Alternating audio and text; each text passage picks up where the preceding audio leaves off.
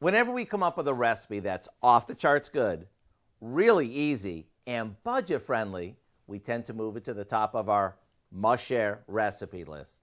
And that's certainly the case with the recipe that we're whipping up today. It's a lighthearted tribute to country cooking that's perfect for this time of year. We start by searing about 4 pounds of what are known as country-style pork ribs in a bit of vegetable oil. Actually, even though they're called ribs, they're really not. Country-style ribs are more like pork chops since they're meatier and are less fatty than real ribs.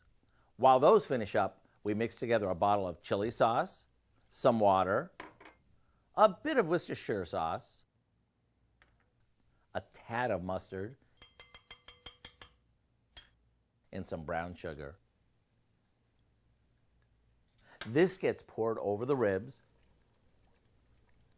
We loosely cover them and we let them simmer until they're fork tender. See, I told you it was easy. Now, they may not be officially ribs, but in my book, I like them better. And after they slow cook in the homemade sweet and tangy barbecue sauce, the meat sort of melts in your mouth.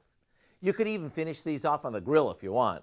To get the recipe for what we call Hillbilly Ribs, simply visit our website.